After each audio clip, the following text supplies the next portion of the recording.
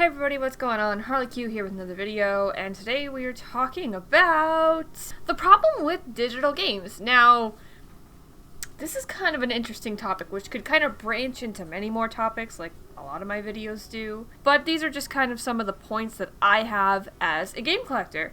And as somebody who owns a lot of digital games, and also collects physical media, I kind of have my opinions on it. Let's just kind of jump right in. Now, I'm not going to sit here and bash digital games because clearly I am a huge fan of Steam. They get a lot of my money and oh my god, I love their summer sales. But I will say that there are definitely some issues with digital games. There's also some benefits with them, but I think we're just going to kind of focus on the negative of them. I'll probably kind of highlight some of the positive things about them near the end of the video, but I'm just going to kind of strictly stick to the negative things. Yes. So here we go. So I think one of the negative things that come out of having just digital games, and the reason why we're talking about this is because we now have systems like the newer systems like the PS5 and the Xbox Series X, I think that's what it's called. I still don't know what the hell that thing's called. We have the newer systems, which those do have just digital versions of those. So we are now moving into just having digital systems, which I've mentioned before. I have a really nice gaming PC, but it doesn't have a disk drive. So all of my games on my computer are digital games. And this is just how we are moving forward with things. I also have super powerful internet, so it's not really a big deal about downloading. But anyway, I think this is kind of an interesting topic because it relates to everybody. Everybody has some form of digital games, at least most people. I know there are some people who still buy physical media for a lot of things. I usually buy the physical games for my Switch. I actually only own one digital game for my Switch. It might actually be two, but I generally only own a couple of digital games for my Switch. Most of them are the physical copies. And the same thing goes for my PS5. I only own a couple of games that are digital for the PS5, and the only reason why I have the one game that's really digital, the other ones I kind of got as free gifts, you know, redeeming codes and whatnot, but the only one that I physically bought that was digital, the only one that I went out of my way to buy digitally is Detroit Become Human, and the only reason for that is because I stopped at a GameStop. They had it there, but they didn't actually have it there. They only had the display case for it. And then they're like, well, you can go to another GameStop, we'll call them up and reserve a copy for you. And I was like, I'm just gonna order it online. So, Detroit Become Human. If I ever see that out in the wild, I'm definitely gonna buy a physical copy of it. Just because. But the reason why I bring this up is because when it comes to trading in your system, your games now have no value. At least that I know of. I've never traded in a system with digital games and tried to get money off of it. I've actually never even traded in a system because I like to keep everything. I'm a hoarder. Think about it. If you have a game with a bunch of digital stuff on there, that is not calculated into the price. You are not seeing digital games listed on eBay with the systems. You're just seeing systems straight up there. If there are digital games on it, that's it. I know the Wii, you didn't have to have an account with the Wii, if I remember correctly. So those digital games are on the system. So you could practically buy all digital games and you're still only going to get whatever that price of that Wii is going for at the time. So it definitely doesn't really, you don't get any trade-in money, especially if you're one of those people who, as newer systems come out, you sell your older games to try and make money to buy the newer system. If you bought all digital, that's not happening. You're not getting that money back. The same thing goes for your console value. You're not getting any extra money. You're only going to get the money for that system. For example, this is my go-to game to leave by my computer because it's just, I always need a modern system. So if I had this game digitally on my system and I wanted to sell in my Xbox One, I'm only going to get money for that Xbox One. I'm not going to get money for this game. But if I walk into GameStop with my system and this, at least I'm going to get money for both of those things. Or I can list it on eBay or whatever. I think another thing that we need to talk about when talking about digital games is you cannot share your games. It's different when you have a friend and you're like, yo, homeboy, you got to try this game out. And you physically hand that game over to them. With a digital game, you can't do that. At least you have to log in and connect the account to the system, and it's not as easy as just passing a game on. And you can get into the whole thing of buying used games. Yep, there's a big hole in that. And you get into the whole part of buying used games. You cannot get a used copy of a digital game. And the same thing goes for returning a game. You cannot return a digital game. I'm sure there are some bylaws to that, but like I know for Steam it's like I think 2 hours of gameplay and then you can return a game, as opposed to if you buy this from say Walmart, Target, GameStop, you have like 30 days to return it, which means you could run through the whole game and then return it when you're done, get your credit back, and buy a new game, which I know a lot of people do. So that's the issue with just digital. There are a lot of benefits to just having digital games, though. We'll get into the benefits of the digital games kind of later, but I don't know. There's some part of me that, like, really wishes that they never get rid of physical stuff, because I feel that there's always going to be a person, one, who wants the physical stuff, and two, there's too many issues with just going straight to digital. I'm sure if you're like a gamer who like just only plays a couple games and whatever, and it's not really that big of a deal to have just digital. Like I get by just fine not having a disk drive on my PC, but then again I have Steam, and Steam is such a used platform for these kind of things. But I could definitely see it being an issue moving forward with Xbox and PlayStation, and even the Nintendo Switch, or whatever the next Nintendo system is. I don't know, it's interesting to kind of think and analyze these things as to, this is the way things are moving. You know, we are moving into just a digital way of things, to have things just instantly brought to you, which is one of the benefits of having a digital. If you did physical, you have to wait for it to come in.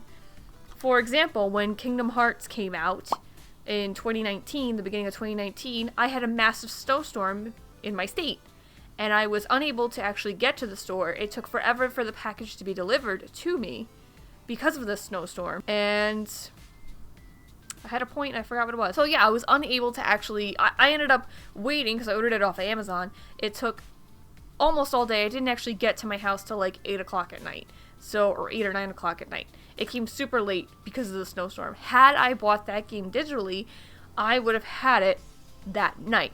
And one of the other benefits of that is, say you pre-order and you pre-order it digitally, the second that it is midnight on the day of that game release, you can play that game, as opposed to a physical copy. You have to wait to either go to a midnight release, which I don't think they do those anymore, or you have to wait till you're waiting on a store, or it being mailed in. There are some rare cases where some people have gotten the game before the game's actually released, their release date. I know that happened with Cyberpunk. I'm not getting into the whole Cyberpunk thing. I'm just bringing up that people got the game early. It's very rare for that kind of thing to happen. So generally people who buy physical have to wait, which kind of stinks. But some of the things that are beneficial, and I kind of got into it before, is the fact that you can buy a used copy. And used copies are generally cheaper than buying a $60 game. Digital games generally don't go on sale right away. They're generally, at least unless you're talking about Steam, because Steam's crazy. Steam will have a $60 game that's literally cut in half the day the game comes out. I don't understand how they get away with it. I can tell you right now that generally for like Xbox and PlayStation and other things, it's very rare, unless the game tanks, that you're gonna get that game digitally for the same price that you could find it physically at, say, Target, because Target is able to do certain sales that, you know, Microsoft and Sony can't do. So there's just things to keep in mind, you know, and the same could be said about, you know, buying digital versus buying physical. There are sales that digital can do that physical can't, and whatnot. Generally speaking, you're going to be able to find more cheaper versions of games for physical stuff, especially, we've proven it with my channel, going to the Goodwill and having somebody donate a Xbox One game or a PS4 game or etc., and getting it way cheaper than you would, say, at whatever the retail price is for GameStop and whatnot. So I just think that these are things to kind of keep in mind when we're talking about just strictly digital games.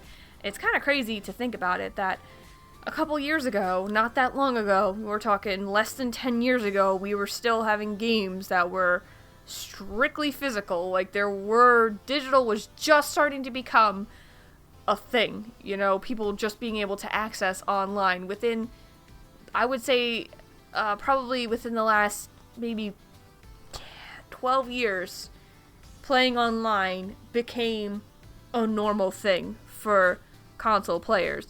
I know that in, I don't know, the early 2000s, it was like the coolest thing in the world for Xbox Live or PlayStation Network to be able to play online with your friends and literally talk to them instead of just strictly playing online on a computer.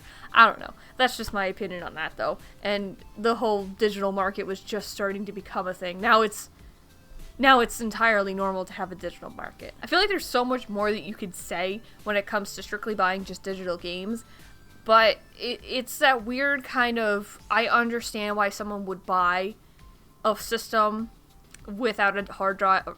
I know why someone would buy a system without a disc drive. It definitely keeps the cost down. I know for my Xbox One, a lot of my games are actually digital. And that's just because I know for me, it was because Reddington and I both had our stuff on the same, or our accounts both on the Xbox, we were able to access each other's games. Basically getting 2 games that were brand new for $60. So it would have been $120 if we were playing on the PC, is now $60 for 2 copies. Does that make sense? So like $30 per copy or something like that. So that's the reason why we started buying digital, at least for our Xbox, but that was our multiplayer system before we got our PCs. Now we're back into buying things full price, and times are dark. I do understand, though, I understand why people would only want to buy physical, because say if you have an example like Scott Pilgrim or even the Super Mario games where they're going to take them off, or they didn't have a physical release, you know, people lose access to these awesome games. I know that I purposely bought Super Mario the second it came out. I didn't even open it yet. It's just sitting there. I don't know if I plan on opening it. I probably will at some point. I guess I'm just nervous that the thing's going to suddenly spike in price. Not that I'm going to sell it or anything. I have no intention on selling it. I'm actually going to keep it. But I don't know. I'm just leaving it. I have all of the games for it. I have Galaxy. I have, I don't have Sunshine. Sunshine is the only one I don't have. But I also have Mario 64, so I don't have any rush to actually play those. I guess the only reason why I would want to play them is because it'd be more convenient to play them through a Switch rather than, you know, having to pull out every single one of those systems. But I'm going on a rant just now. But the whole point is, I understand why people would want just physical. I'd understand that, because once you own that game, there isn't any chance of you losing that game. I understand why people want to buy digital too, is because there may not be a physical release for that game. Generally, you know beforehand whether it's going to be just a digital game or whether there's going to be a physical release later. And most people, if it's just going to be a digital game, they tend to just buy the digital game as soon as possible. But again, we have the whole Scott Pilgrim versus the World situation where you had this really awesome game that got taken down, and now they have a physical. They have physical? I'm pretty sure they have physical. So yeah, you could have the same issue like you did with like Scott Pilgrim vs. the World, where I know people are buying it now because they're scared they're gonna lose it again. I don't know. It's one of the downfalls to just digital, and I guess the best example would be PT, where it's only digital, and if you didn't get it in that little window that it was there, then you're not getting it ever. And we have PT systems that on the PS4 PT systems that are selling for like $200 and up, because people still say that PT is probably the best horror experience that they've ever had, and this is the only way that they have access to it. I would just watch gameplay of it. I'm not spending $200 to, you know, play PT. I'm also not a huge horror fan, so that works out for me. I don't have to spend that $200, $300 on all those expensive PS2 games. You know which ones I'm talking about. If I find those out in the wild, though, hell yeah, I'm picking them up. I'm on a rant. But yeah, that's pretty much the video. I don't know, there might be a part 2 kind of a rant thing talking about the benefits of buying just physical, although I kind of went over that in this rant. I don't know, I get why people buy digital. I get why people just want to buy physical. I understand the two. I'm that weird person that has the mesh of both, where for certain things I will only buy digital. Like my PS5, I will only buy physical. I am a Sony fangirl, clearly. I got my little light here. It's not plugged in, never mind. But yeah, I'm a huge Sony fangirl, so I will always buy physical for Sony. So when I do get my PS5, it's going to be the one with the disc drive, unless I absolutely have no choice or I have to buy digital for that, but I'm probably gonna buy the one with the disc drive. The same thing goes for the Xbox Series X. Is that what it's called? You'd think I'd know by now. But yeah, the Xbox, I'm definitely going to end up buying the one with the disc drive as well because of the backwards compatibility. As a game tester and as somebody who does a bunch of game-related stuff, I have to have the disc drive. But, you know, you gotta take a hit sometimes. But anyway, that is the video. Make sure to give this video a thumbs up. Make sure to subscribe. I don't know why I'm doing this weird thing with my hands. I've started this within the last couple of videos. Make sure to comment below what are your opinions on just digital games or these just digital systems or just digital stuff in general. And make sure to tell these dogs that they're adorable because look at them. They look like a little snack back there. And make sure to follow me on Instagram and Twitter and Twitch. And I'll see you guys in the next one.